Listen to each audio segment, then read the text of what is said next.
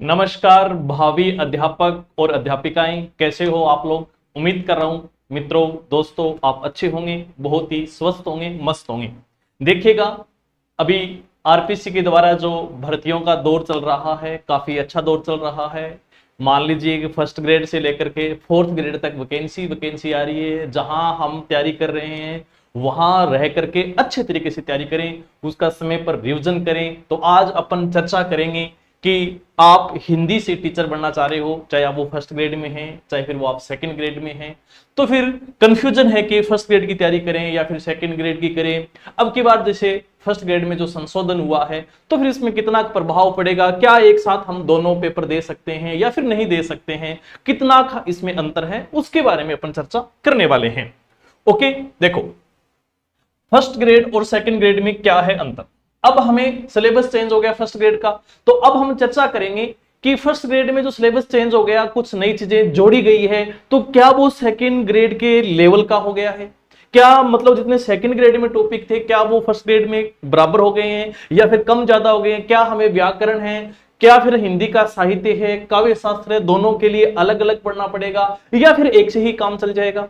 देखो, दूसरी बात, जो नया पाठ्यक्रम जुड़ा है, क्योंकि हो सकता है बहुत सारे बच्चे ऐसे भी हैं कि फर्स्ट ग्रेड सेकंड ग्रेड पहले दे चुके हैं, भी 2 नंबर 5 नंबर कहीं हमारी कमजोरी रही है, हो सकता है हमारा सिलेक्शन नहीं हुआ, तो पहले जो तैयारी की है वो टॉपिक में अब जो नया टॉपिक जोड़ा गया है उसको तो दोबारा से तैयार करना पड़ेगा।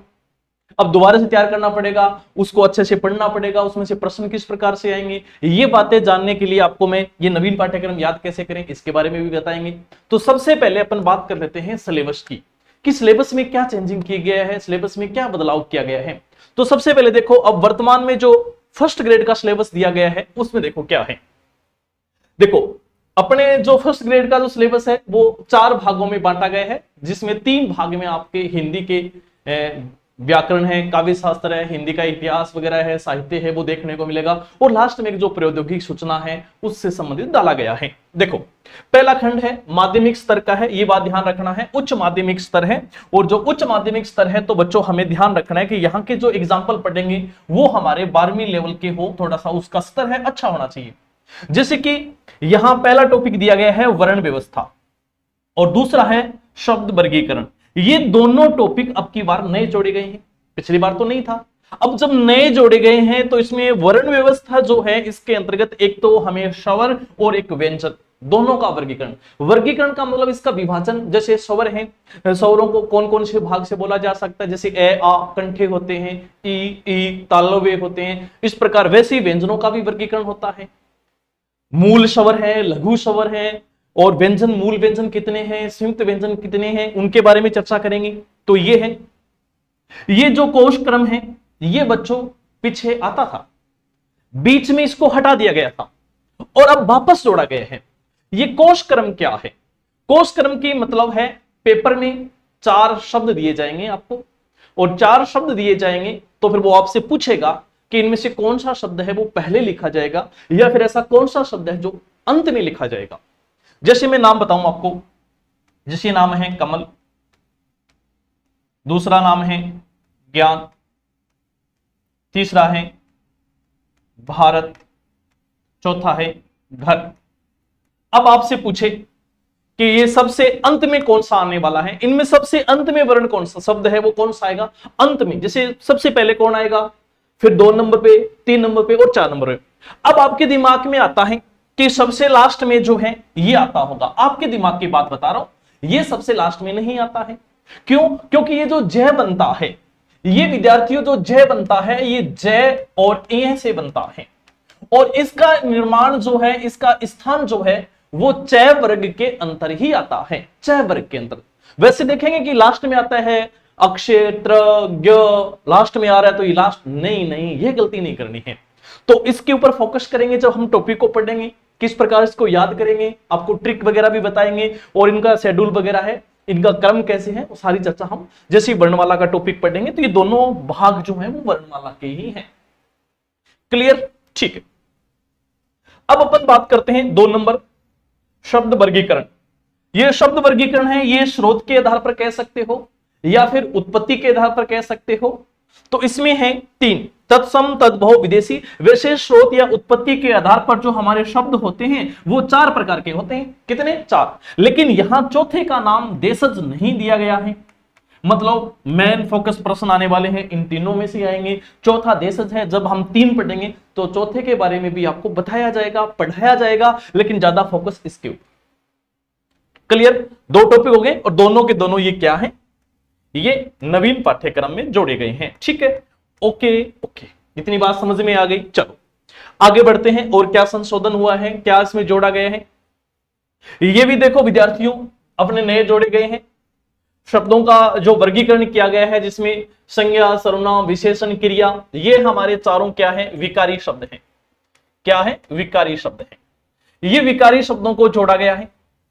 और व्याकरणिक जो कोटियां हैं, लिंग है, वचन है, काल है और कारक है, इनको भी जोड़ा गया है। तो ये हमारे चारों यहां लिखा गया है, ये नवीन पाठ्यक्रम में जोड़े गए हैं। और ये जो है ये विकारी शब्द हैं, इसमें भी नवीन पाठ्यक्रम में इनको भी शामिल किया गया है। ये भी अपने नए हैं। राइट, अब बात करते हैं सेकेंड ग्रेड। ये फर्स्ट ग्रेड में है, हम फर्स्ट ग्रेड की तैयारी कर रहे हैं, साथ में सेकंड ग्रेड की कर सकते हैं। अगर जैसे मान लो कि हमने एमए कर रखी है, बीएड तो हमारी है और हमने एमए भी कर रखी है, तो हम फर्स्ट ग्रेड के लिए उपलब्ध है। और फर्स्ट ग्रेड के साथ साथ हम सेकंड ग्रेड की भी तैयारी कर सकते हैं। तो यहां एक्स्ट्रा क्या है, जैसे देखो यहां पर एक भेद दे दिया, क्रिया विशेषण। ये क्रिया विशेषण है, ये एक अव्यय का भेद है। अव्यय, या इन्हें बोल सकते हैं अपन अविकारी। क्या बोल सकते हैं? अविकारी। अव्यय या अविकारी के कितने भेद होते हैं? 4, जिसमें से एक दे दिया फर्स्ट ग्रेड में, एक दे दिया फर्स्ट ग्रेड में। अब जो बचे हुए 3 भाग हैं, अगर उसको पढ़ते हैं तो वो फिर भाग हमारे सेकंड ग्रेड के लिए उपलब्ध हो जाएंगे। 1 और 3, वो 3 सेकंड ग्रेड में है। वैसे तो चारों सेकंड ग्रेड में आएंगे, चारों सेकंड ग्रेड में आएंगे, लेकिन एक तो हमें पढ़ना ही पढ़ना है। एक तो पढ़ लिया, ये 3 एक्स्ट्रा पढ़ेंगे तो सेकंड ग्रेड का हो जाएगा।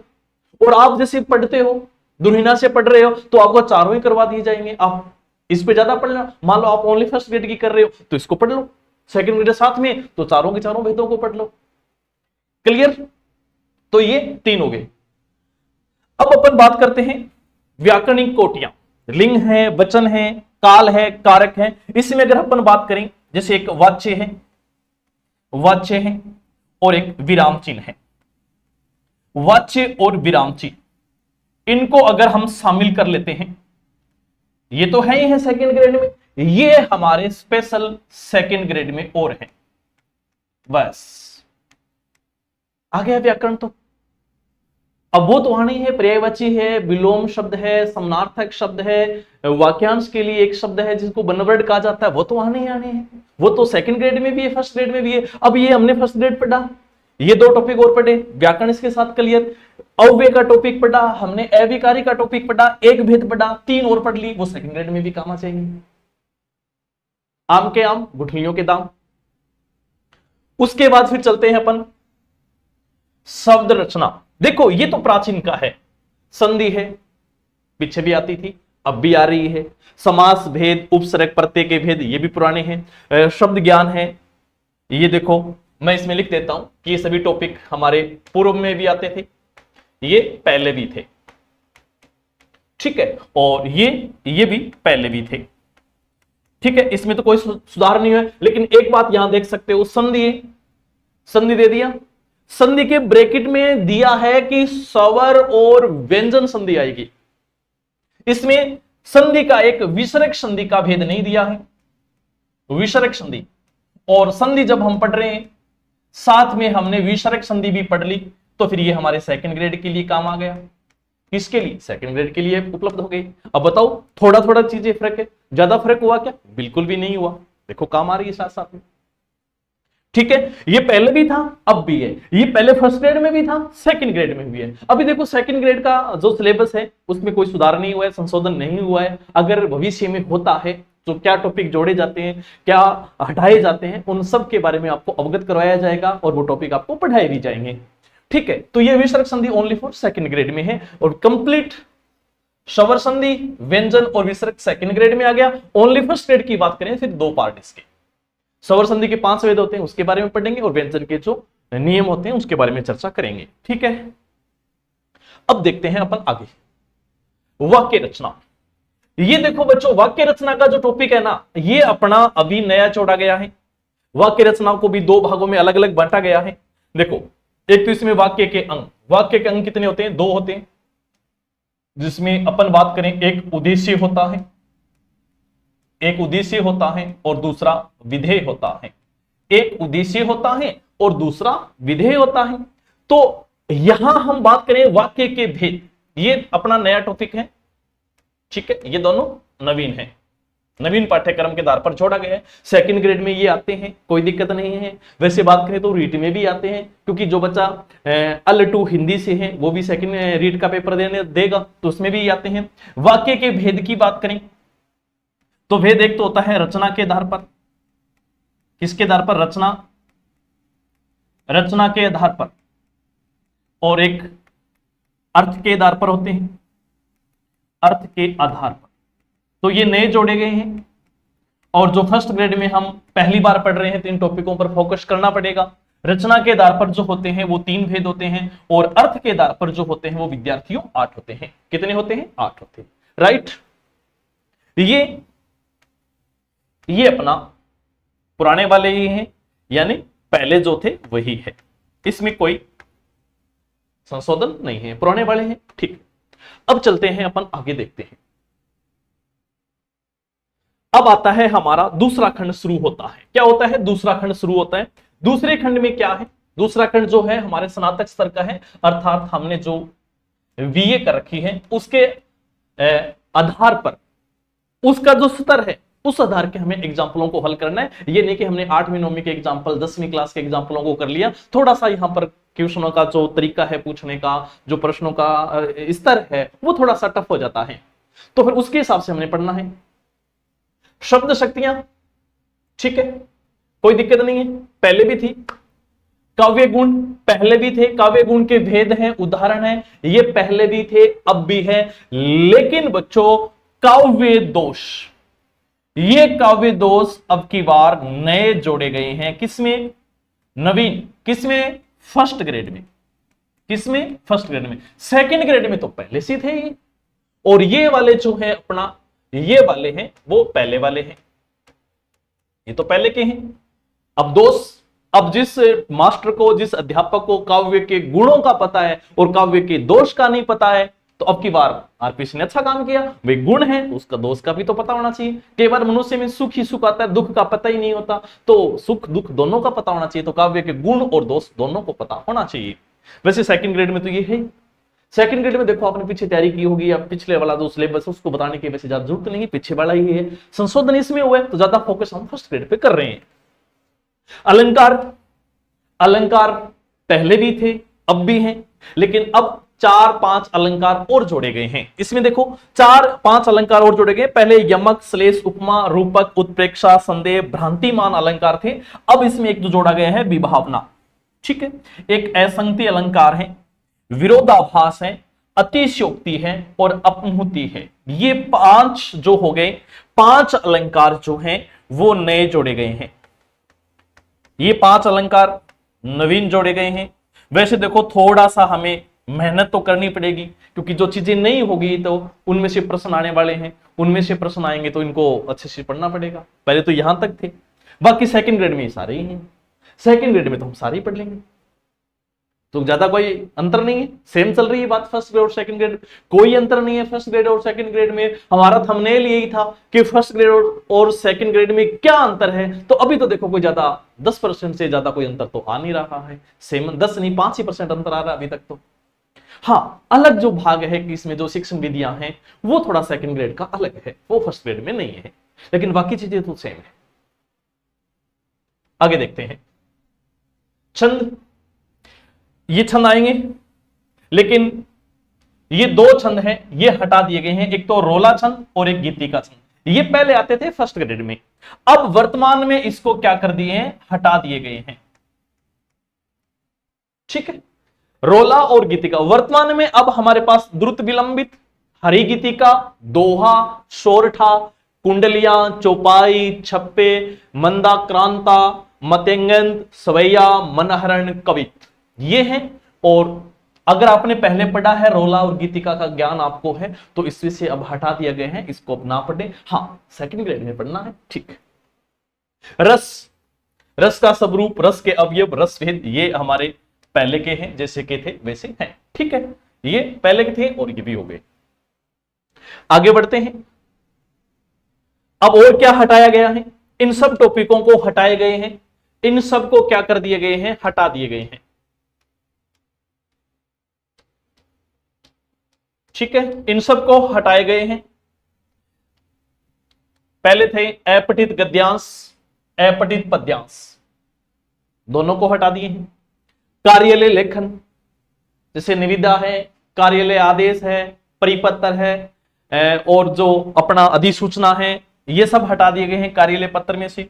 जन संचार के प्रमुख जो साधन है उनको हटा दिया गया है, जैसे कविता का प्रारूप कैसे होता है, कहानी का प्रारूप कैसे है, वार्ता है, रिपोर्टाज है, और अपने जो डायरी है, इन चीजों को हटा दिया गया है। कहानी वैसे तो आएगी, लेखक की कहानी तो आएगी, लेकिन कहानी का प्रारूप क्या होता है, कहानी के मुख्य तत्व क्या होते हैं, जो आपने अगर पहले फर्स्ट ग्रेड की तैयारी की है तो आपको पता है कहानी, वार्ता, रिपोर्टाज, डायरी, कविता, इसका जो प्रारूप के बारे में प्रश्न पूछे जाते थे वो प्रश्न अब नहीं पूछे जाएंगे, इनको हटा दिए गए हैं।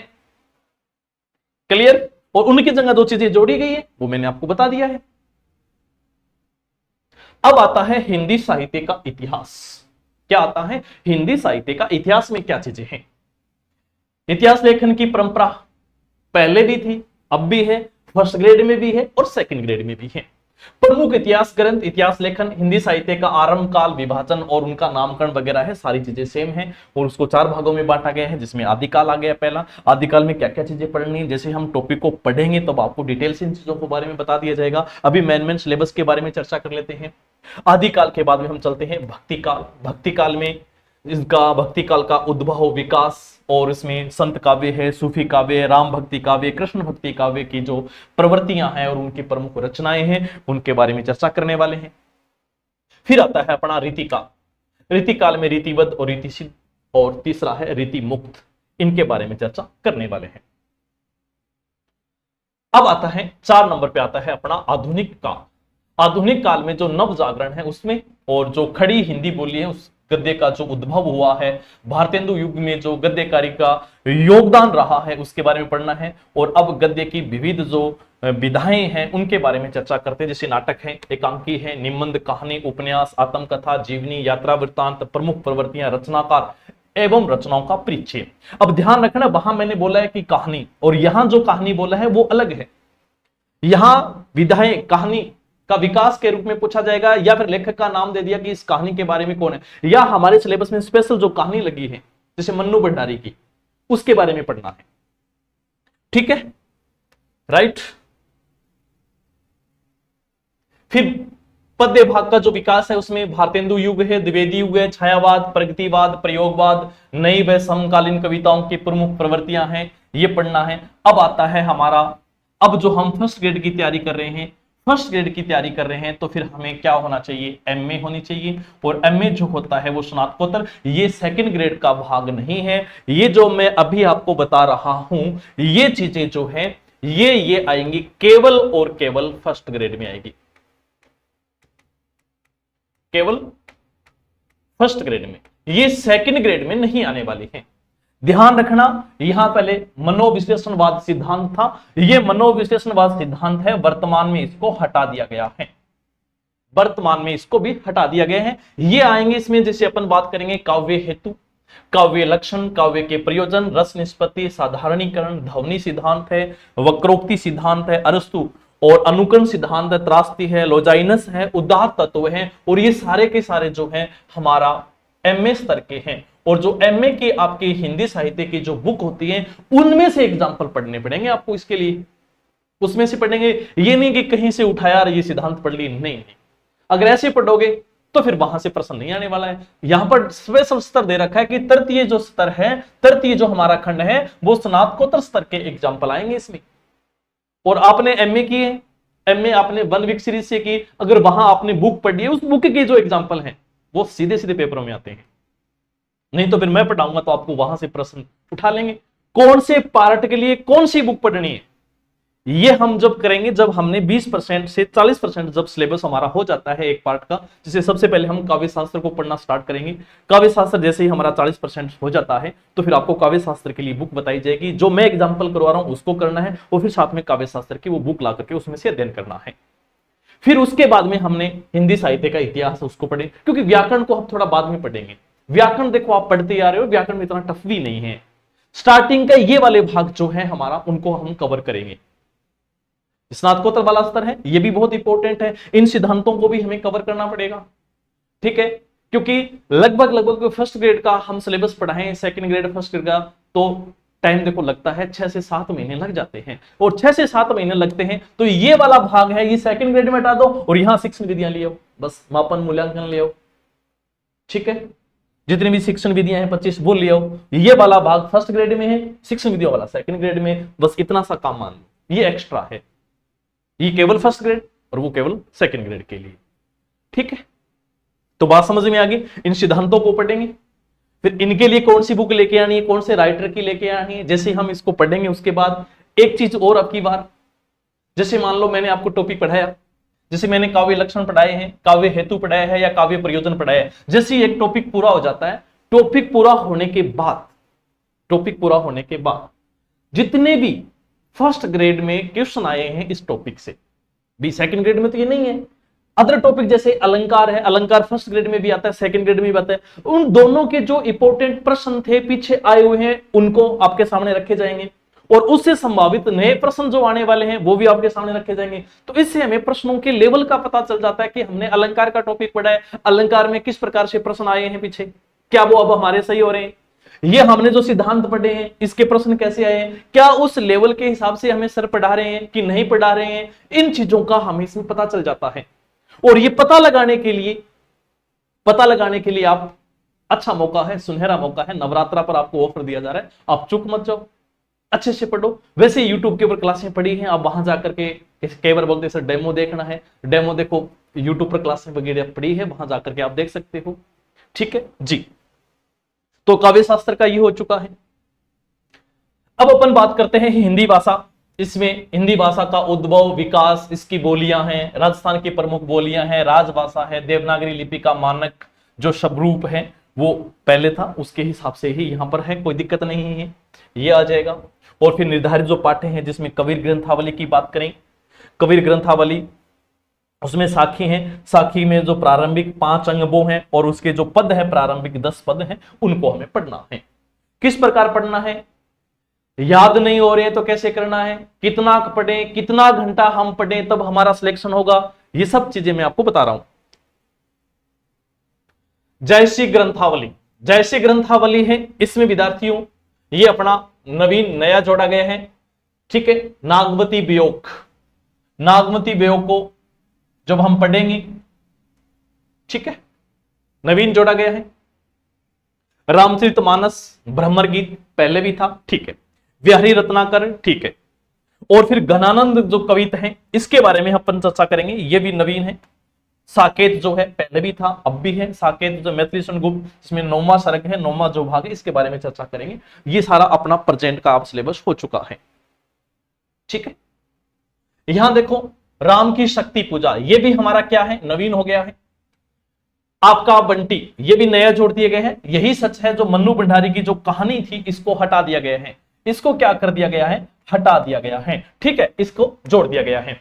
कहानियां में देखो कफन प्रेमचंद की पहले भी थी, पुरस्कार जयशंकर प्रसाद, अब देखो ये दोनों हम पहले से अब नए जोड़ दिए गए हैं, गैगरीन रोज आगे की और गदल रांगे राघव के। और ये एक नाटक बनाया गया है चंद्रगुप्त का, चंद्रगुप्त नाटक का नाम है, जयशंकर प्रसाद के द्वारा लिखा गया है। तो इस नाटक के बारे में भी अपन चर्चा करने वाले हैं, मतलब जो जो सिलेबस में है उन सब के बारे में चर्चा करेंगे।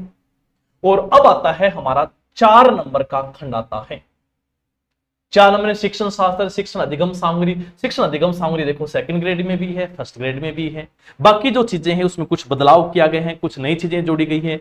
जैसे देखो ये वाला भाग जो है शिक्षण अधिगम में संगणक सूचना प्रौद्योगिकी का उपयोग, आईसीटी वगैरह है। ई अधिगम, वर्चुअल आभासी कक्षा कक्ष, शिक्षण अधिगम एवं आकलन में जो प्रौद्योगिकी का एकीकरण है, ये चीजें जो है इसमें नई जोड़ी गई है। और तो इनके जो टीचर हैं वो हिंदी में नहीं है, इसके लिए अलग से आपको अध्यापक पढ़ाएंगे। बाकी चर्चे जो हिंदी के हैं वो मैं आपको पढ़ाऊंगा, राइट। हाँ जी, अब आपके मन में संशय, देखो हमने फर्स्ट ग्रेड और सेकंड ग्रेड में क्या अंतर है उस अंतर को हमने जान लिया है, ठीक है। नवीन पाठ्यक्रम कैसे याद करें, नवीन पाठ्यक्रम याद कैसे करें, इस याद करने के लिए मैंने आपको एक तरीका बता रहा हूं, अभी तरीका बता रहा हूं, सुन लीजिएगा। कि जैसे ही हम एक टॉपिक पढ़ते हैं, उस टॉपिक के इंपॉर्टेंट जितने भी पीछे क्वेश्चन आए हुए हैं उसको मैं लेकर के आऊंगा, आपके सामने लाइव टेस्ट लिया जाएगा, आप उसके प्रश्न दोगे, फिर मैं उस प्रश्नों की व्याख्या करूंगा। उसे संभावित जो नए क्वेश्चन कैसे आने वाले हैं उनके भी प्रश्नों को आपके सामने रखा जाएगा, ठीक है। और उसके बाद आपको जो बुक्स बताई जाएगी उस बुक्स में से उसका अध्ययन करोगे तो फिर नवीन पाठ्यक्रम आपकी याद हो जाएगा, उसको आप आराम से पढ़ सकते हैं।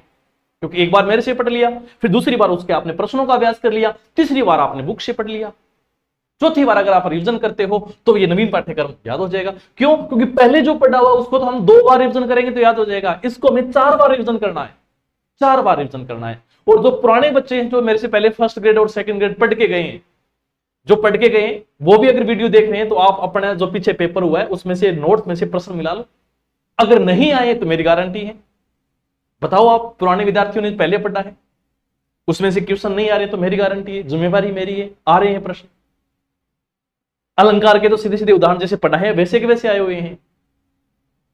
शब्द शक्ति के प्रश्न उठा के देख लो, काव्य शास्त्र के जो लेवल के हिसाब से जो सत्र दे रखा है उसके हिसाब से अगर हम प्रश्न करते हैं तो कोई क्वेश्चन बाहर नहीं जाता है। जैसे स्नातकोत्तर स्तर का है तो स्नातकोत्तर की ही बुक से करवाया जाए, स्नातक स्तर के तो स्नातक स्तर की बुकों से ही एग्जाम्पलों को उठाया जाए तो वो बाहर नहीं जाता है। व्याकरण हमें करना है, उच्च माध्यमिक स्तर का है तो उच्च माध्यमिक स्तर की ही बुक से करवाया जाए। जो नवीन हिंदी व्याकरण आता है एनसीईआरटी वाला उससे करवाएंगे तो एग्जाम्पल बाहर नहीं जाता है, शेम मिल जाते हैं, ठीक है। और तैयारी कैसे करनी है, कितने घंटे हमें पढ़ना है, कितने घंटे पढ़ने हैं। देखो अभी मैं जो हिंदी की क्लास लगाऊंगा 2 घंटे तो मैं पढ़ाऊंगा आपको, 2 घंटे पढ़ाऊंगा, ठीक है। अभी तो स्टार्टिंग देखो हम 1 घंटा करेंगे, बाद में सिलेबस छोड़ा जाएगा तो हम उसको 2 घंटा में परिवर्तित कर देंगे। 2 घंटे पढ़ाएंगे और उसके बाद में आपको, अगर आप पहली बार तैयारी कर रहे हो, पहले मान लो नहीं की है तैयारी, अगर आप पहली बार कर रहे हो, आप घर पे पढ़ रहे हो तो आप कम से कम देखो, जैसे एक दिन में 24 घंटे होते हैं, कितने घंटे होते हैं, एक दिन में 24 घंटे होते हैं, 24 घंटों को 3 भागों में बांट लो। कितने भागों में? 3 भागों में बांट लो, ठीक है।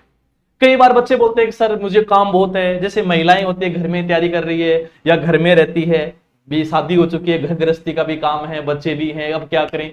अब देखो 8 3 भागों में बांट लिया। अब जो महिला कहे सर मेरे काम बहुत है, मेरे टाबर है, पति है, टिफिन बनाओ और स्कूल भेजो, 8 घंटा पान टावरान दे दो, बस टावराओं काम करो, घर को काम करो, झाड़ू पोछा कर लो, ठीक है।